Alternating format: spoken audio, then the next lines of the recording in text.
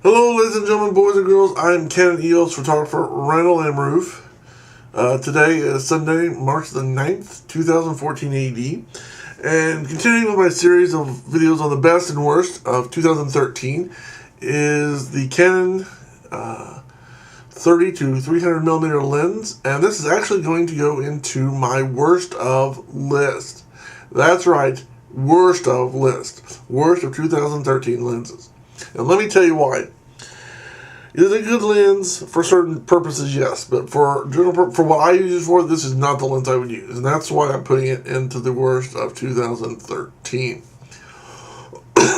let me talk to you about the good things. The good things are, it goes 2.8 all the way up to, what was it, 220, 240, somewhere in there.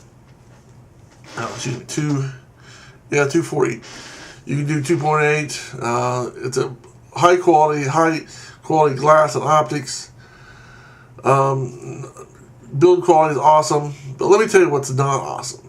There are several things that put this for cinematographers. This may be a good lens, but for a photographer slash cinematographer, videographer, this is not something. This is not a good addition. The 3300 is great, and that's a good focal length. There's your standard wide angle plus telephoto. That's great. But what's not great? Let me get into that. First of all, the price. $45,000. Let me say that again. $45,000. That is an extremely, extremely expensive lens to do 30 to 300. Considering for $350, I have a 28 to 300 Phoenix lens that works with my Canon camera. So for $350, you can get a 28 to 300 lens. Now granted, it's not going to be as good as quality optically, but not that huge of a difference. To some degree, for the most part. Okay, so first of all, we get the price. Secondly, let's talk about it's designed for, it's not designed for full frame cameras. It works with the, what they call the Super 50 millimeter format. So it doesn't, if you have a full frame camera like the Canon EOS 1DX or 1DC or the 5D Mark II, you're not going to be able to take full advantage of the full frame of those particular cameras, which is not good. Okay? So, can you get it and stick it in your camera? Yeah, those cameras, yeah, but is it going to utilize the full potential of that? No. Next, and here's the big drawback. Well, besides the price, of course. The big drawback is it doesn't do autofocus. If this lens did autofocus and was a lot cheaper, I would highly recommend this lens. There's no doubt about it. This would be my lens of choice, given everything else. If it wasn't for A, the price, and two, it doesn't if it did autofocus and you could use your full frame cameras to the full advantage.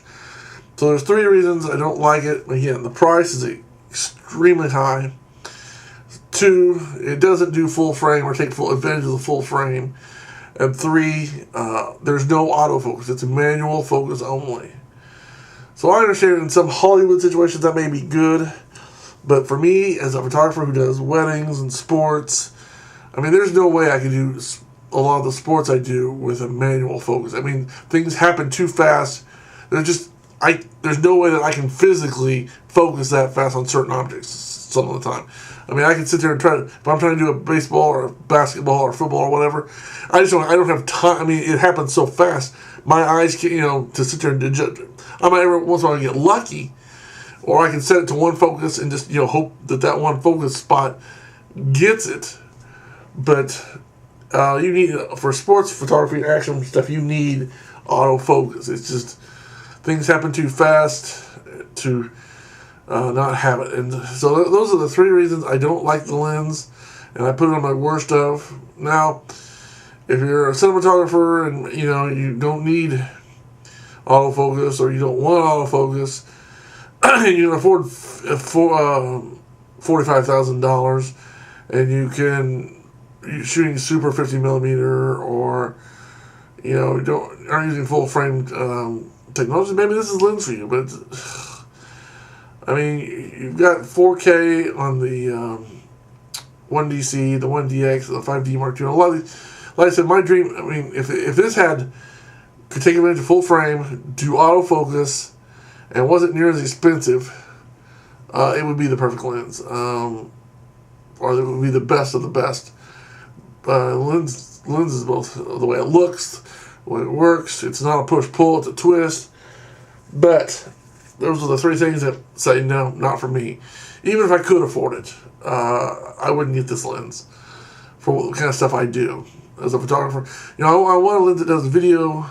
That's great, but it doesn't do photo. I mean, it does photo, but it doesn't do it as good as the 28-300 or numerous assortment of EF lenses. So this is on my list of lenses not to buy if you're doing photography and video. Okay, do not buy this lens. So that's why I'm putting it in the worst of. Worst cost is super expensive. Doesn't match up with full frame, and 3 doesn't have autofocus. Those are the main 3 things. Like I said, it looks awesome. I love the twist as compared to the push-pull. So air's not going in and out of the lens. Again, if they would redesign some of these features, I mean, it would be the perfect lens. I mean, by today's standards. I mean, if they could change those 3 things, make it full frame compatible, make it autofocus, and have lower the price. I mean, those are, man. I mean, it looks awesome. I'm sure the build quality is great, awesome, totally awesome. Not totally awesome, but awesome. I mean, the way it looks is cool. There's no doubt about it. I'm surprised they haven't done this in white, but I know they're doing their cinema lenses in black now. But it's an awesome looking lens. I mean, just to look at it, and it's, like I said, if they changed some of the features, it would be the best of the best. But because the way it is now, I'm putting it on my worst of 2013. Until it changes, it's not going to be any better. So there you have it. There's my reasons for why I don't like the lens, and I put it on my worst of 2013. So, until next time, I'm Canon EOS photographer, Randall and Rueff, saying thanks for watching. Have a good day. God bless, and keep taking those pictures. Bye.